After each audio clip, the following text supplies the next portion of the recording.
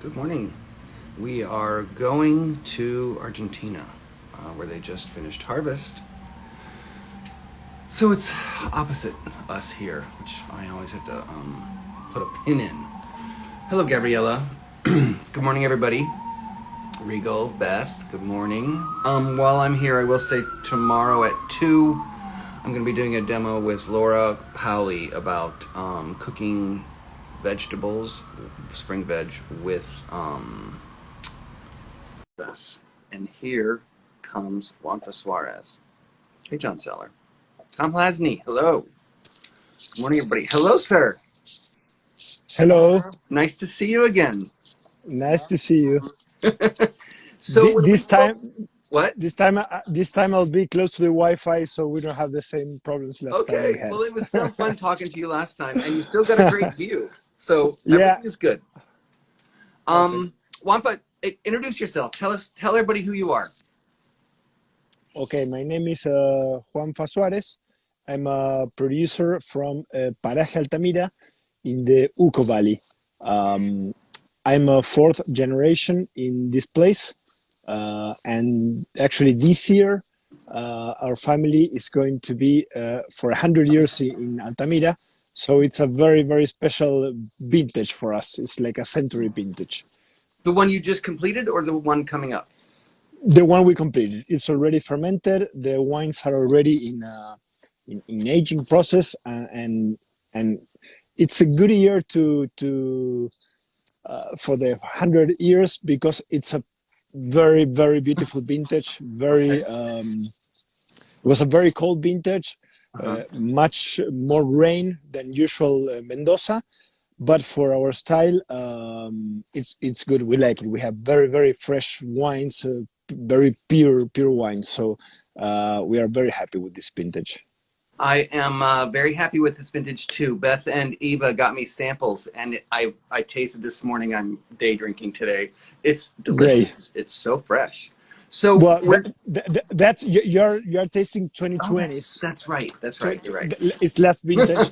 Uh, It's I not mean, that fast. no, it's not that fast. We need to bottle and ship it, and so it's going to take maybe at least 4 6 months to try this one. Okay, fair enough. You're right. You're right. But I mean, this and the Traslapiedra. I think that's your style, is to convey that freshness, right? Yes. That's I think that's very important part of my style to have fresh wines. Yeah. Wines that you like to drink, that Right. you don't get you get thirsty while you're drinking. That's the idea. I love it. So, could you tell us your story, Wantha? I'm going to assume people haven't seen the previous one. Tell us your story and then your family story, a little more in depth, and all the projects that you do, if you don't mind. All right. Big question. No problem. Yeah. Well, I'm actually a musician. I lived in Boston for 4 years, studying at Berkeley Music School. So that's my technical background, actually. Okay. Uh, but my family has always been I mean, here in the wine business, in the the growing grape business. So I mean, I've always been learning about this also. Um, and well, I'm in charge of the family wines, which is Finca Suarez. It's the first brand we did with my father since 2010, more or less.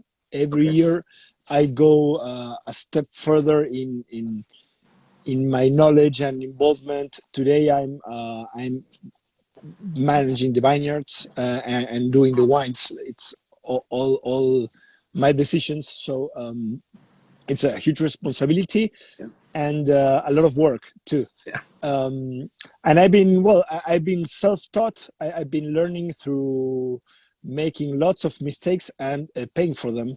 So you have to learn. And um, education's expensive. yeah, it's like hardcore education. Yeah.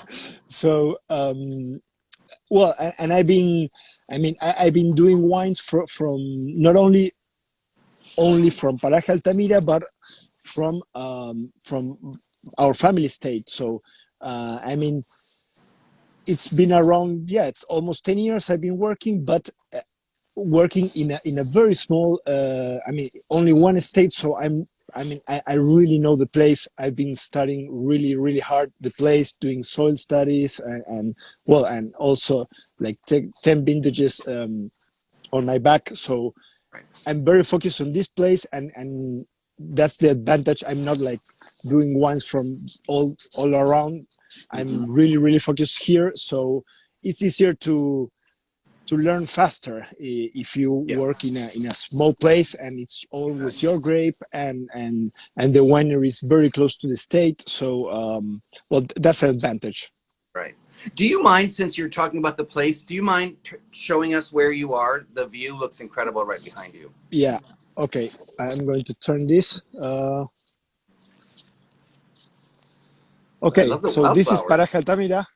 Actually, that's our neighbor, but because I'm here on the edge of the Uh-huh. property, this is my Semillon vineyard, Oh, nice. which is very small, and it's actually my garden because this is my house. Okay. um, and here's another new planting of Semillon, and well, Nice. there's more vineyards around here. So this is, I mean, we are in the middle of the really close to the mountains. We are at 1,100 meters above sea level, uh, and everything we do is very influenced by the Andes range. As you see, it's like I mean, surrounding everything and guiding everything. This is where it's already, I mean, we are in autumn, but it's already snowed. This year, snowed a lot. And that's where we do irrigation. So we have like pure melt water from really close. I mean, and this is the first place where the river I mean, we are very close to the where the river starts. Okay. So it's like really pure water. Nothing is between the mountain and us. So that's great. And this is I mean, we just finished harvest and it's already very cold, and Oh, it's a pretty cold area, and every night it's cold here every night even during summer. okay. And well, and nowadays is well, it feels like winter. I'm with a jacket. It's Right. cold. Nice. Say, can you uh, pronounce the river? Beth just put the spelling down. Tunuyan River? yeah, Tunuyan River. Yeah, Tunuyan. yeah. Okay. This is a very important river. It irrigates uh, is the main river for producing in Mendoza. Mendoza is a desert, and we have to irrigate because it doesn't rain a lot. It's like 200 millimeters or 250 every year, so it's very small raining, and it's in summer, so we need to irrigate in spring so the vines can grow. For example, this year we just irrigated on spring. Summer was very rainy and we didn't need to irrigate. Okay. And but the good thing about being in a desert, which is something I like to always emphasize, is that we have very low pressure disease on the vines, Okay. and that let us. I mean, this year, which was a rainy year, we sprayed three or four maybe four times a year. We usually spray twice or once Oh, okay. maybe. So this compared to some humid place in Europe, which they spray like once a week sometimes. It's like a very good environment for vine growing and to be like organic. We use much less than what is permitted on organic for Okay. spraying sulfur and copper. And is that all of the Paraja Altamira or just where you are? No. Paraje Altamira is an appellation. It's like in acres, it would be like 4,000 acres, Okay. more or less. Um, so it's medium size appellation. Uh, and the weather it's similar in all Altamira. what changes in Altamira about our neighbors mainly is the soil, because we are so close to the mountains. We have the soil is alluvial, and it's rounded rocks directly from the Andes. So here in this part we can find the vineyard. The rocks very up in the surface, so the vines are planted on the rocks. When you go further away from the center of the alluvial cone, soils get deeper, and I think this is these rocky soils with a high calcium carbonate content, or calcare. It's one of the trademarks of Altamira. So high altitude, very poor soils, very rocky with calcium carbonate. I would that would be and what I told before about the climate. We have a lot of sunshine with cool nights, so that makes a combination. It's very easy to ripe here. We never have problems with ripening. But in order to have a fresh wine, we have to be very precise with the harvest time, when the picking date. So maturation is guaranteed, but not freshness. That starts going with the style of the producer, and because of it's one of our goals to have fresh wines, we pick usually earlier than our neighbors. Okay. And because that was my question, what gives that freshness? I'm sure the altitude and the cool night contributes, but it's the ability to ripe long season, and then you're picking early. Yeah. Cold nights, every year, even during summer, and the picking time, which for me it's very important. And that's another advantage of being small and being in the vineyard. When we are at the ripening moment, I try the grapes practically every day, and I make some analysis also. And I can decide, like, let's do it tomorrow, right away, and I just do it. So that's the advantage of living here, of being small and doing what I want. There, yeah. I have to say hi to Chinedo in Bordeaux. I chatted with her before. She exports Bordeaux wine to Nigeria from Bordeaux, but she says hi.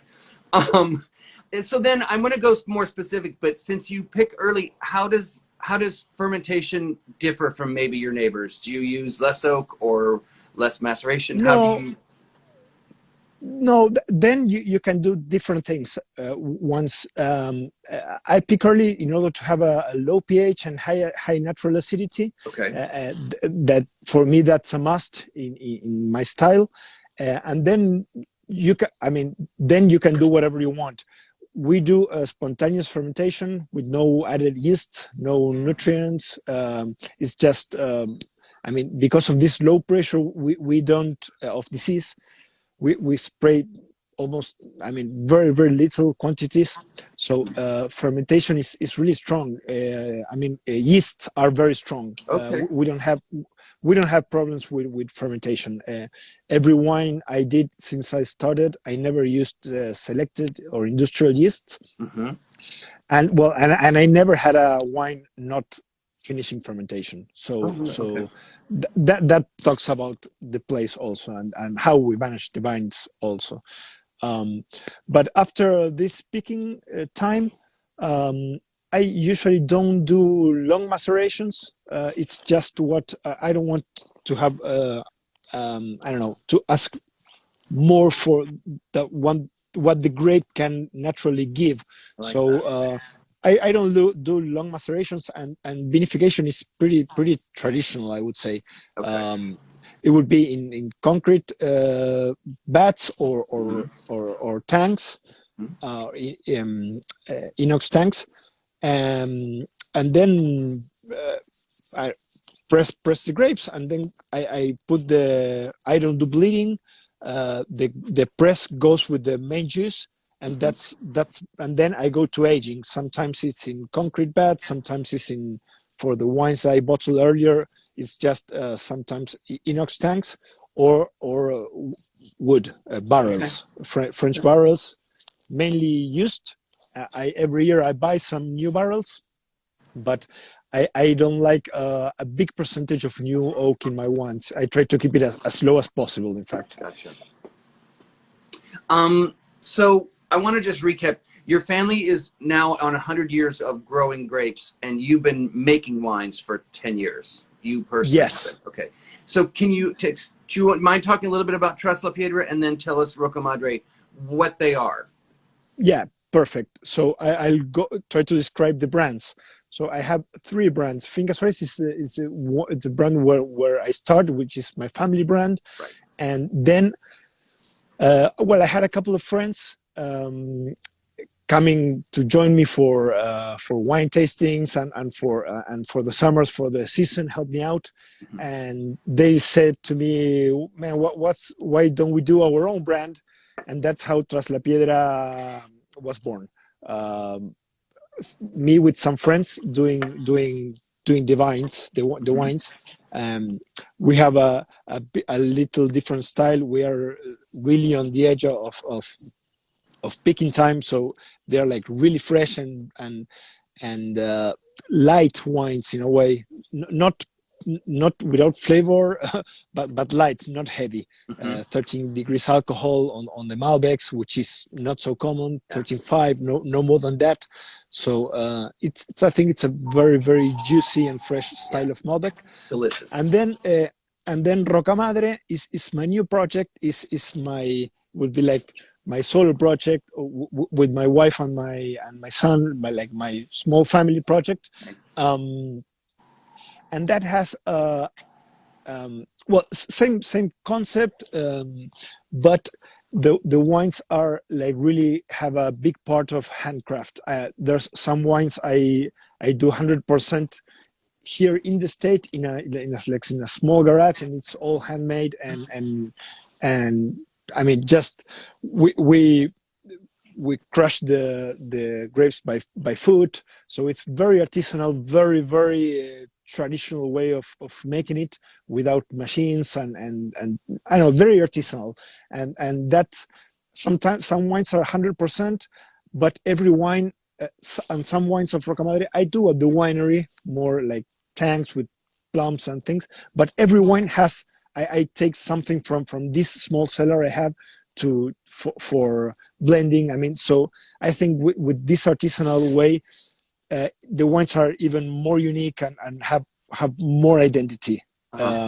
So that's how Rocamadre grow with the necessity of handcraft. You know, it's like it's something I really like to do, and it was like I love to touch the wine, touch the grapes.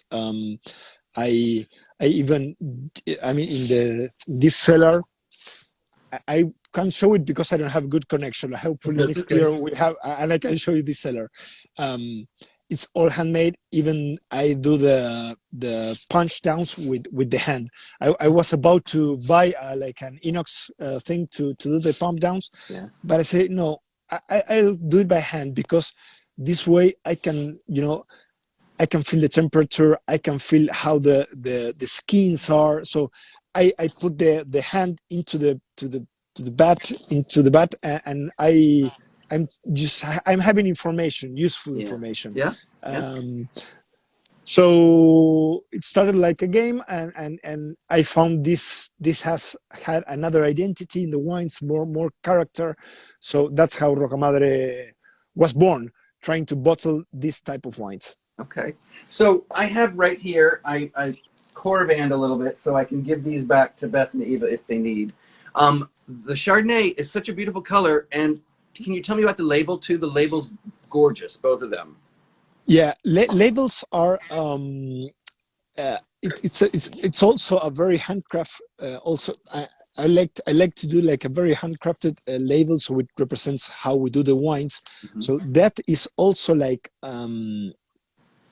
these are pieces of wood or cloth painted, put it together on top of a paper, white paper, and then it's pressed like, I don't know the technique in English. It's like an old printing method. Okay. Very, very traditional, very old style of art. Um, so that's one take, and then I take a photo to that like Okay. piece of art, and I reproduce it in the labels. But it's also born in a very artisanal way.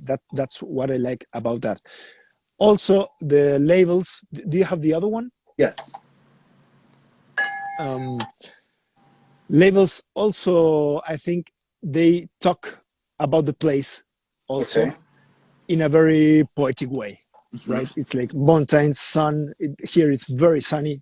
Well, it doesn't look like today, but usually we have plenty of sun in Mendoza. It's like they call it the land of sun and wine. Mm-hmm. I love it.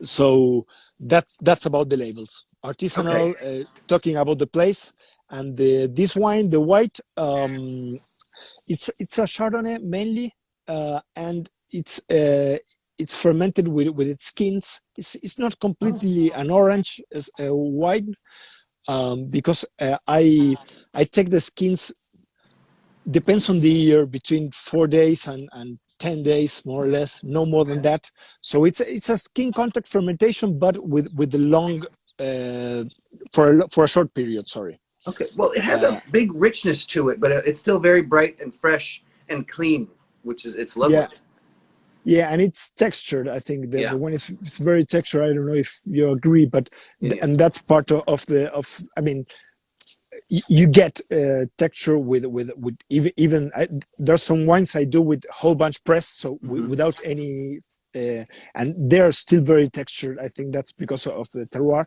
but this has a bit more, a little extra texture because of this skin Gotcha. contact Okay. fermentation. And there's a little herbal note, like maybe mint or something. That is that from the skin contact also, or from the grapes where they grow? I think this is from Altamira. Okay. Altamira always has in whites and reds had some like ethereal flavor to it. It's not just fruity. Yeah. It has something higher in terms of it could be something minty, something with reds. Sometimes could be a little wilder, more herbal, like thyme Yeah. or something like that. Yeah. And it's also you can get lots of flowers on the reds, Yeah. Yeah. and in the whites also sometimes too. But that's part of the terroir. I'm sure it's these cold nights we were talking about. Yeah. It's kind of a cool climate kind of aromas. Yeah. And then the red is, I'm going to pronounce the name like a person from Chicago, Criolla. How do you say the grape? Yeah. Yeah, Criolla it's perfect. Yeah, Criolla Okay. yeah, it's very close. You said Criolla? Criolla, yeah. Criolla. Okay, but there's two Criollas in the bottle? Or Yeah, it's one? yeah. No, there's two types. It's a field blend out of Criolla Grande and Criolla Chica, which are Okay. two. And you can't see the color. It's very pale. It's gorgeous. Gorgeous. It's very light. This wine actually is the only wine I don't do from my estate, because I didn't have this grape, and I was interested in this grape because it's a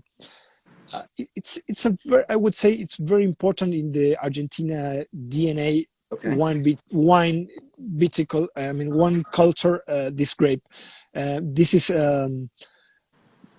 it's kind of our native. I mean, Criolla Chica. It's you can't find it in many places, and here it has a long history. It's son or daughter of Listán Prieto in Tenerife. Okay. But you can find it in Tenerife. You can also find this type of grape in US called Mission. Oh yeah. Mission grape. And in Chile it's called País. Mm-hmm. They say it's the same grape, but I don't think it's the same. I think, I mean, I think it's different how you see the bunch, and also the tastes are different. of course, every terroir makes different wines, but there's a typicity that I think is, I mean, it's normal mutations from a very, very old grape. So this Criolla Grande is it's very nice. I think it's widely planted in Argentina, Okay. and it's been related for a long time with table wines, or not so I mean, good quality wines, but so that's also something I'd like to give to our culture, try to do with this forgotten grape a good wine, and to try to rescue it from from I don't know from its past. I don't know. No, I think that's great, and it's the perfect season for it too. It's like a nice to put. I put it in the refrigerator for a half an hour to give it a little chill, but it's already fresh on its own, and it's got flowers, little grilled meat notes, Yeah, a little bit of like eucalyptus or something, which sometimes can be not good, but it's delicious. yeah, and it has also something earthy I can feel on that wine. So it has some fruit, but it has some earthy, some floral. So it's it's a red, and it's like 12.5 alcohol. So it's very, very, very low alcohol and very light and beautiful for, I don't know, for morning, like you are now. Exactly. So if you the next time Eva and Beth come to visit you, and hopefully I'm coming along, but maybe not, what do you, when you serve these for lunch or dinner, what kind of foods that might be representative from Argentina would you serve with these wines? No, I think this and this is also part of my style, because I love to drink and to eat. So and the wines I have to love them too, of course. Right. So I think that they are wines you can pair with lots of things. I mean, just to start, the Criolla would be great for just Aperol without even food, just standing in a terrace and drink some wine, 100%. or with some charcuterie, or even some cheese. You know, they say red wine is not good with cheese, but I think this type of light, high acidity wine, it goes perfect just to before a lunch or something, or a dinner with some cheese or whatever, some snacks. That it works perfect. Mm-hmm. And what about the white? And the white, also, I think it's you can. I don't know. You can have raw fish, because the acidity, and you can also have something more rich. I don't know, like I don't know, something, even some meat. I love to eat with whites. I can have whole dinners drinking white, no problem. Oh yeah, 100%. Yeah. I have another question. So I'm going to say two questions. The last time we spoke, you mentioned that you have alluvial soils, and I was like, how are you in the mountain having alluvial soils? Can you explain that again?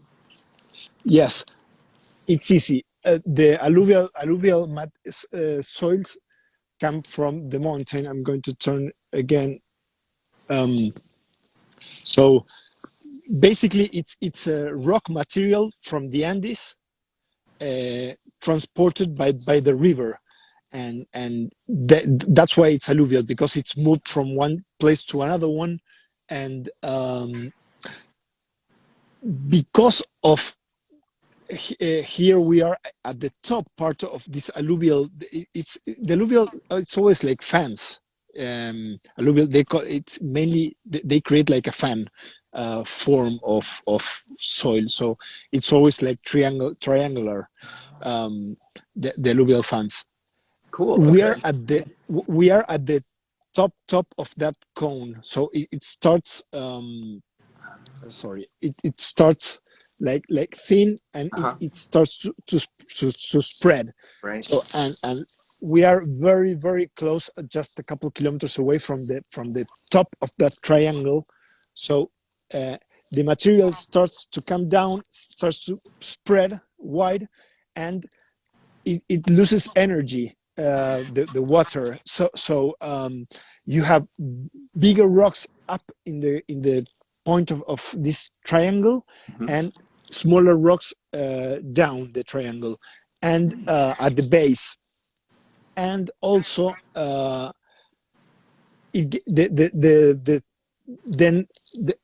you go to the base of the triangle, the rocks covered more with lime or sandy soil, so you get deeper soil with more first horizon of this soil. And here in Altamira, we have very little topsoil. We are really close to the rocks, and because of being the higher part, it's alluvial, but it's a little older than down of the triangle. That's why we get the calcium carbonate. Oh, cool. Because the rocks have been like near the surface for a long time. Huh. You explained that very well. I appreciate that. One last question, and then I will let you go. You mentioned that the Criolla is from a field blend. Is that unusual or common with the Criolla, and are there harvest challenges with that? It's very usual. Criollas are always mixed up with a couple of different more grape varieties. This vineyard is in Vista Flores. It's next town where we are at now. It is for the only reason I go out of Altamira is to see these grapes. Okay. And it's I was very interested on the variety, but also I found a very nice vineyard. It's like a 70 years old vineyard, huge trunks, very low yield. I mean, this are very generous plants. They give lots of grapes, but because of this being old and in a high part of the mountain, it's not that generous, and it's good for the wine.